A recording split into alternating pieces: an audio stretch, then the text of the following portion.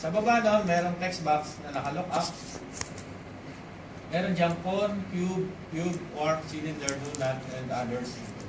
Mamimili lang kayo dyan kung ano yung shape na gusto nyo mangyari doon sa inyong aquarium. So, select ko muna itong cube, warp.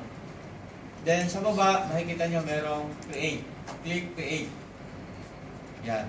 So, nagkaroon na agad ako rito ng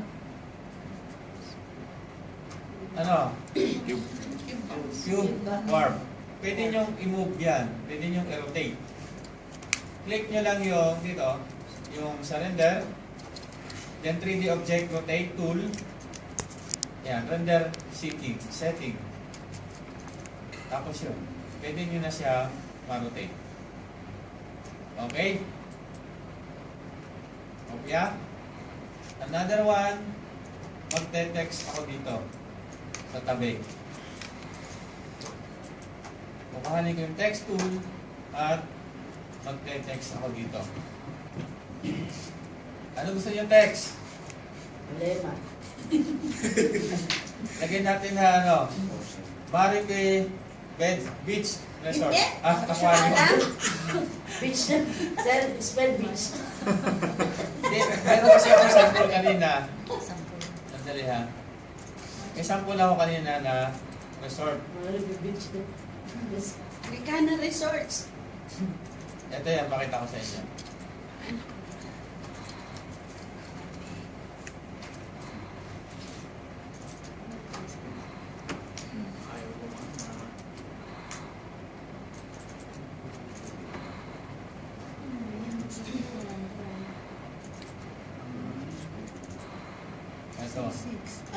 Ito yung sample ko kanina, the same din yan. So ngayon, aquarium muna tayo.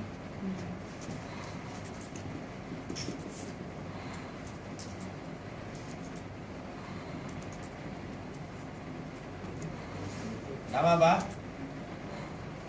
Mali. Sino nakakita na itong aquarium na to? Nasa, ano to eh? Yan. Okay. Kapag click mo yung 3D tab, nakaselect yung aquarium layer, meron kayong makikita dito ng repose. Text layer, kailangan i-convert nyo to sa i-rasterize muna bago nyo siya maging ma-edit as 3D. Repose, meron siyang mga option. Option number 1, number 2. So, mapapansin nyo, kada click nyo rito, magbabago yung text ng aquarium nyo. Yan. Doon sa mga computer na matataas yung specs, madaling-madali nyo makikita yung magbabago. Dito muna tayo sa option number 1. Yan. Tapos, i-rotate natin siya. Yun.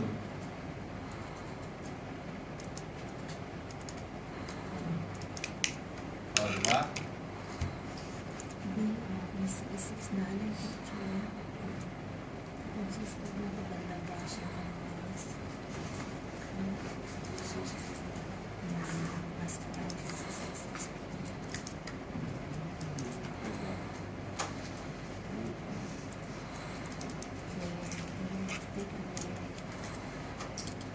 Itong materials, pwede nyo baguhin yung kulay. So, sa unahan ng text. Ayan. Then, click OK. Ayun. Meron na kayo.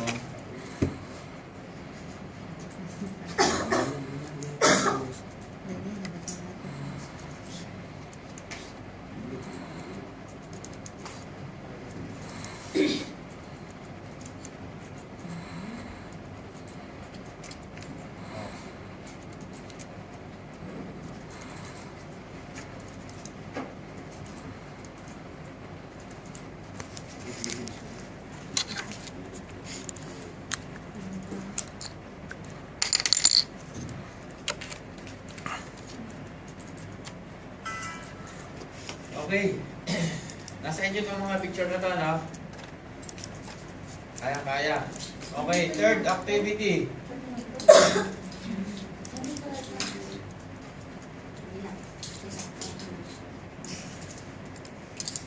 Ito yung una ha.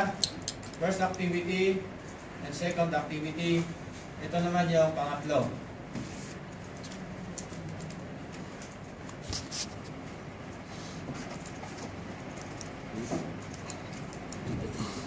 May pusa. Madali lang to, di ba?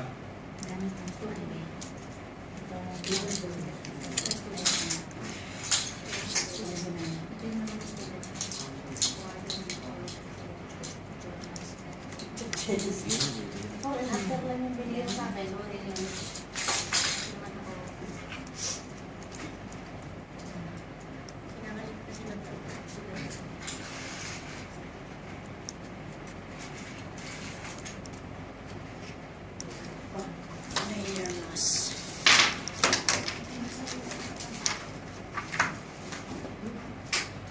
Ayun. Wala daw lang yun. Luma lang.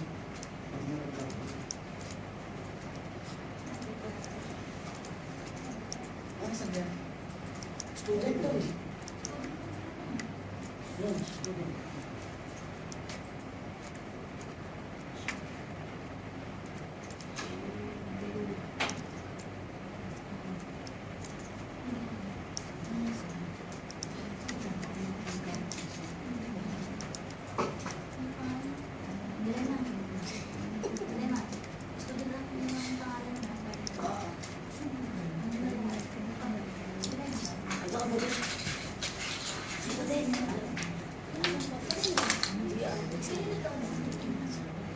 Kay Marimar.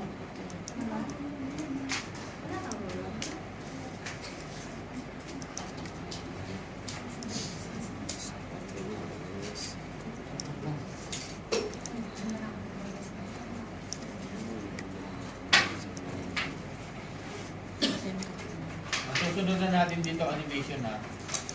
Gusto ko lang bigyan kayo ng idea kung paano gumagalaw yung tune.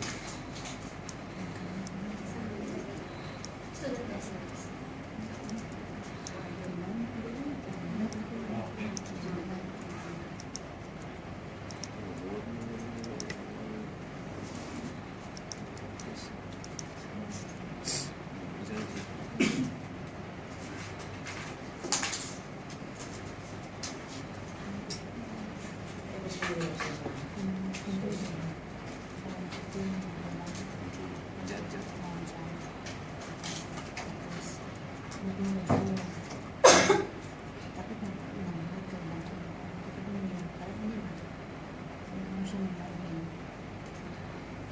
Ang galing naman mag-drawing.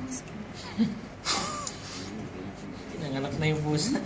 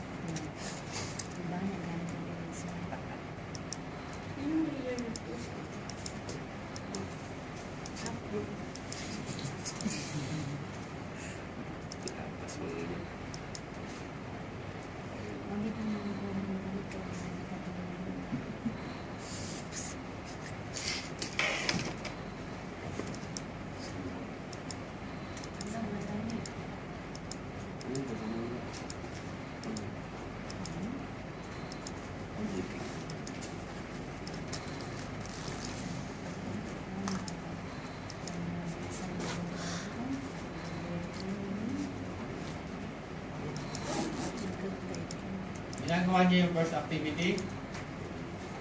Second.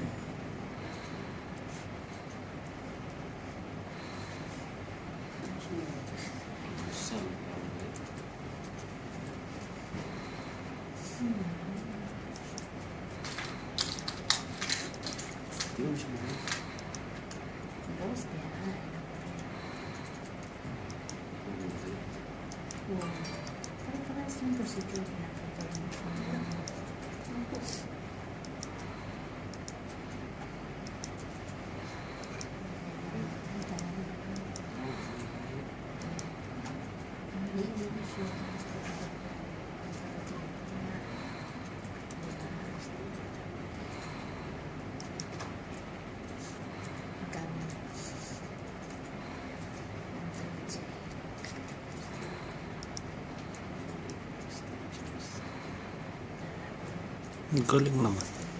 Hindi ko nakuha yun na dati.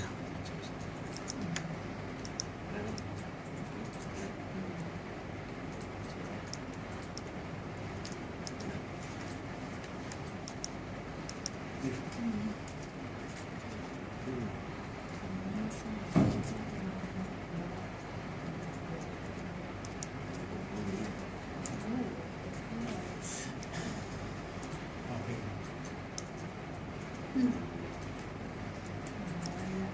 Mula sa background.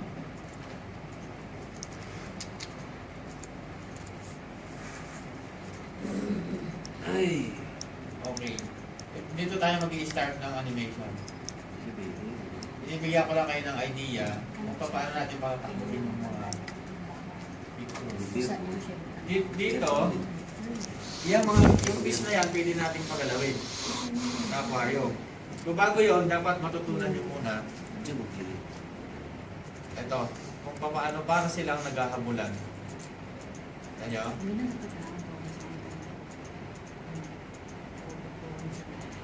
Okay. So meron kayong tatlong activity. Activity 1, 2, at saka 3. Okay. Start.